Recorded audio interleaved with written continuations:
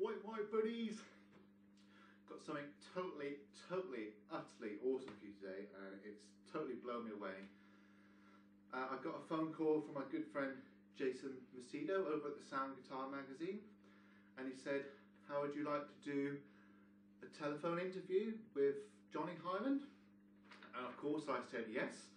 So what I've done is I set up a microphone and recorded our conversation and asked him a few questions, and this is what we came up with.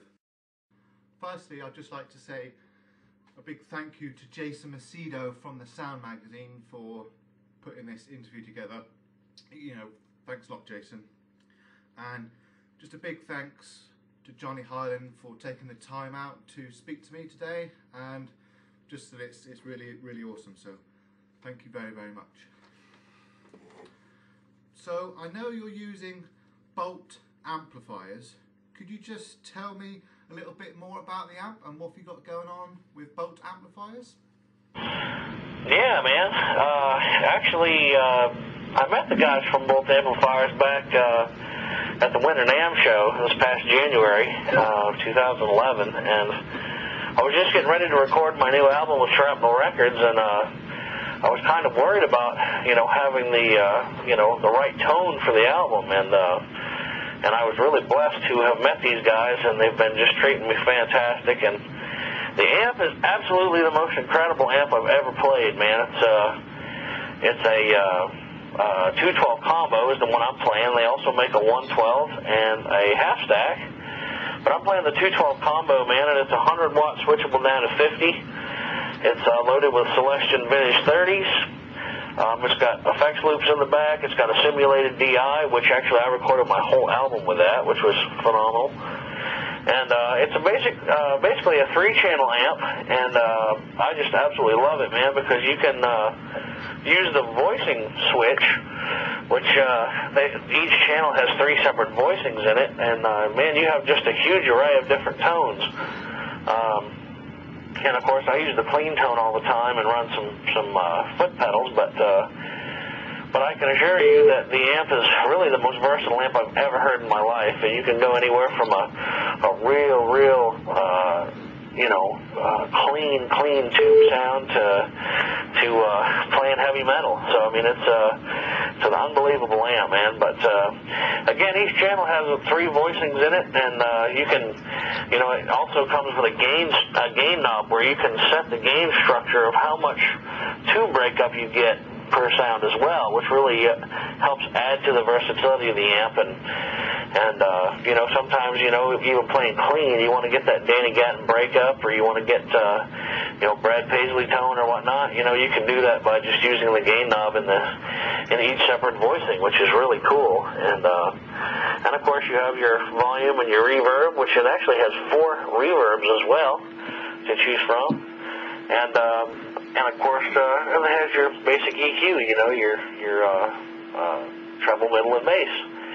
And what I really love about the amp too is once you move through the clean gain structure, when you go to the second channel, which is your first dirty channel, it actually kind of picks up where the clean left off as far as how dirty it can get, and it keeps on going, and adding momentum in the gain setting the farther you go. So it's very responsive. It's the most responsive amp I've ever played in my life, and you can be really dynamic with it, and it will respond exactly the way you need it to. And like I said, they were a blessing for me to meet these guys before I did the Shrapnel record. And for those of you who may be interested in a new amp, I would definitely recommend that you go onto the XP Audio website and check out Bolt Amplification.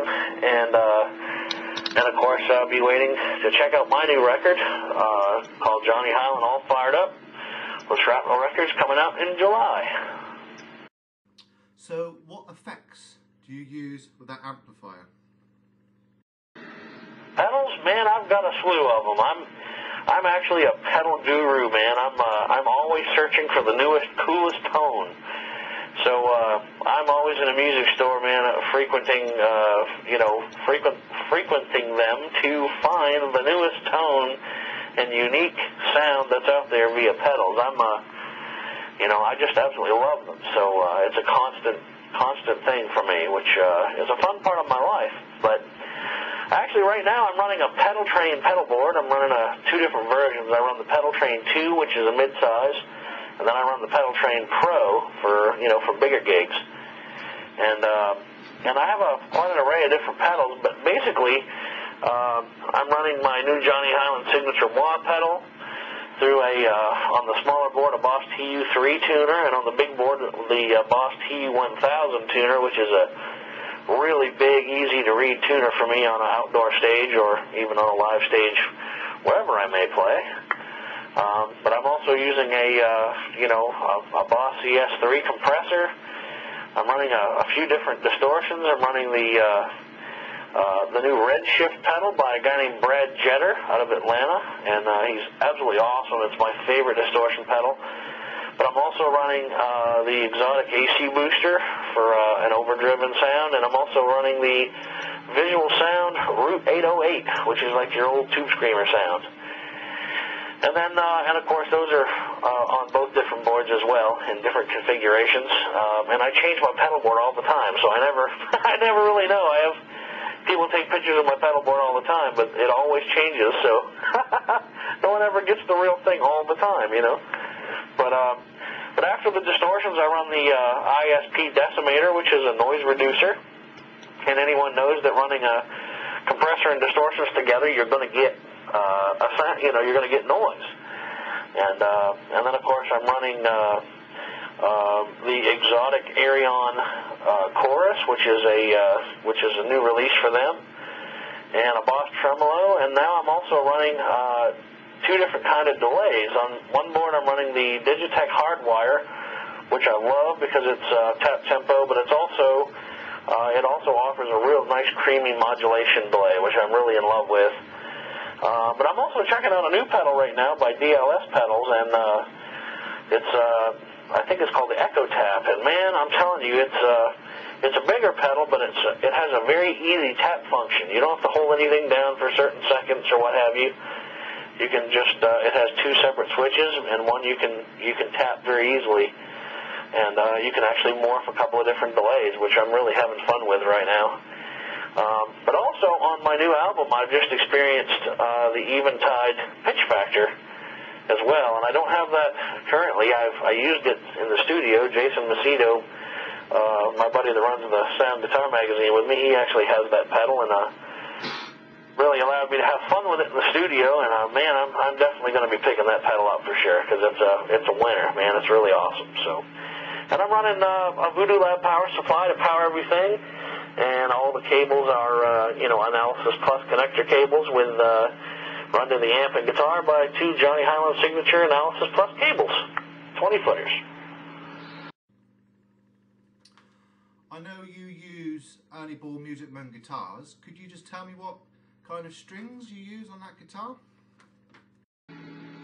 Well, man, I got to tell you, Ernie Ball guitars, Music Man guitars, I've really got turned on to the Silhouette, and I know a lot of people have seen me play the Silhouette for probably the last year and a half, and I must say that it is really my favorite guitar I've ever owned. I'm really, really proud to be with Music Man, Ernie Ball Music Man, and the Silhouette is one of the first guitars they ever built, if not the first one, and I'm just really thrilled to have fallen in love with that guitar. And of course I'm having fun with Mr. David Allen with D. Allen Pickups right now to design some new pickups. And of course Silhouettes normally come stock with DiMarzio, and I have a plethora of DiMarzio pickups as well right now. But David Allen and I are working pretty steadfast on coming out with something new, and I'm really excited about that venture as well. But as far as strings go, I've been endorsing Elixir strings for a long time, probably since 2000, 2001, somewhere in there. And why I love Elixir so much is they last a long time. And for a man that has a strong acid count in your hands, man, I could kill a set of normal strings pretty quickly. So Elixirs really allow me the longer life that I need and just sound tremendous on acoustic and electric. And on electrics, I use a standard 9 to 42. And nano and polyweb, and I also use 12 through 54 more on my acoustics. So thanks for that question. So I've also seen you play Godin guitars.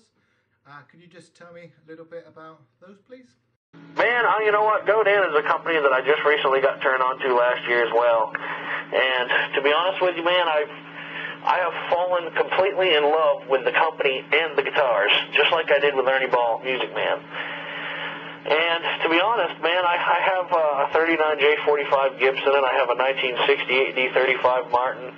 I am a Martin lover of, from many, many years back. I used to play bluegrass full time, and Martin was definitely the way to go. But now that I've been playing electric guitar for a number of years, and have really spent time developing my career as an electric guitar player, I found that I didn't really want to take my vintage pieces on the road. And I also found that it was very difficult for me in the midst of a show to switch from an electric to a full-bodied acoustic.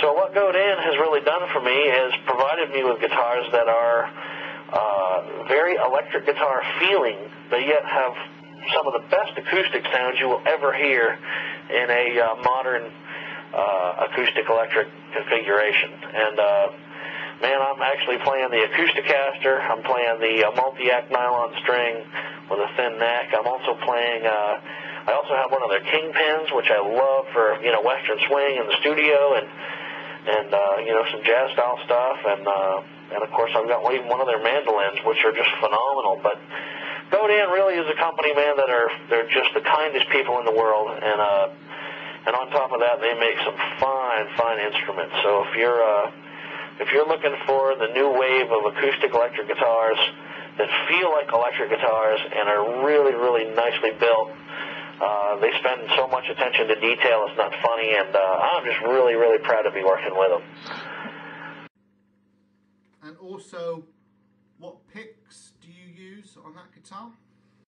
Yeah, man, I have been using Dava picks for a number of years. And a man named Dave Story makes those picks and has designed them, and I'm so glad he did, because anyone like myself who had a problem with sweating on stage and dropping picks because they get slippery, there's a new method within Dava picks to help you alleviate that problem.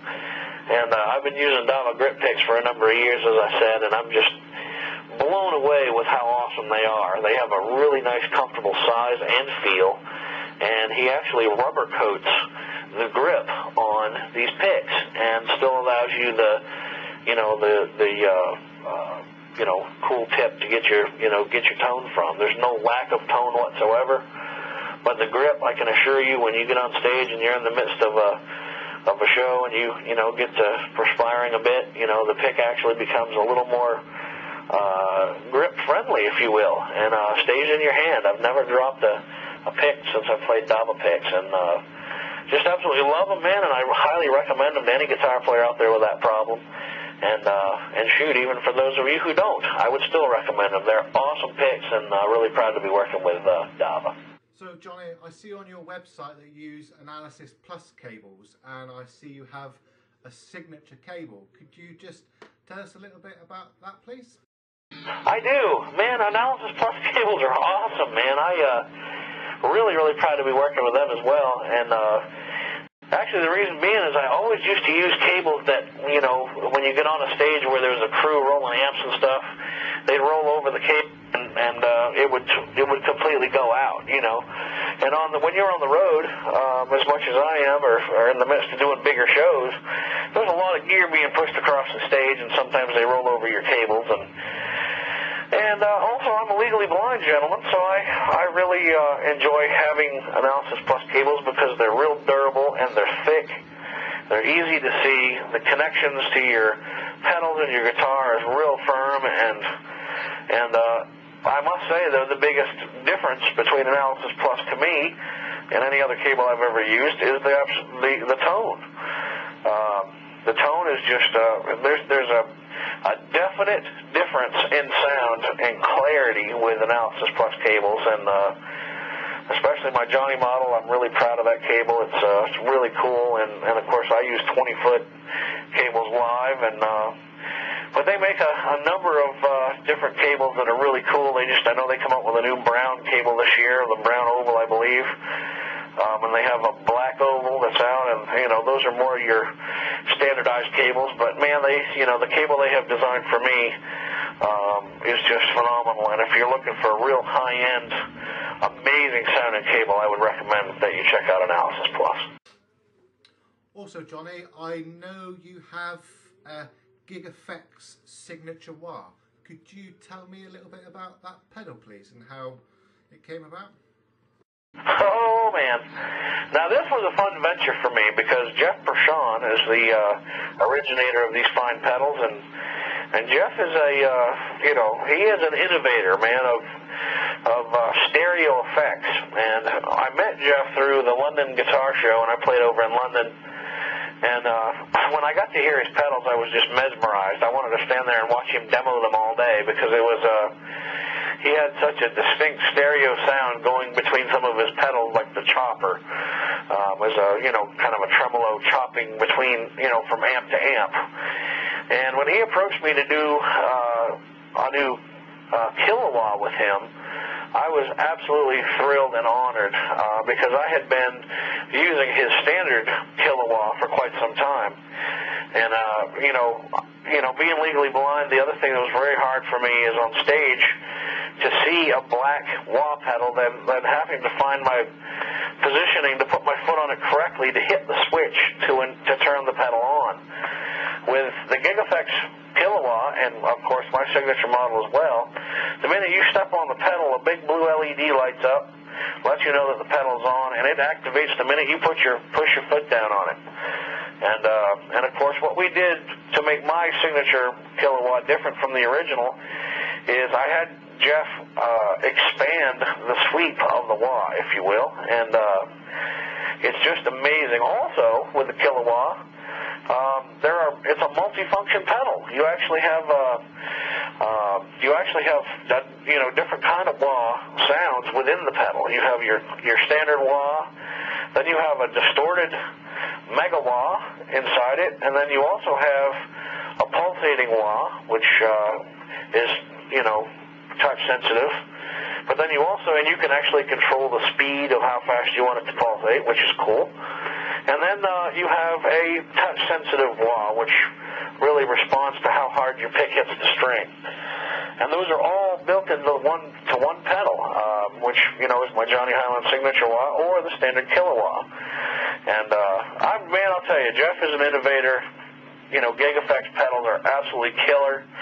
And, for a rocker, country player, or what have you, any genre that you may play, I would definitely recommend that you check out GigEffects and tell Jeff that I sent you along to check him out.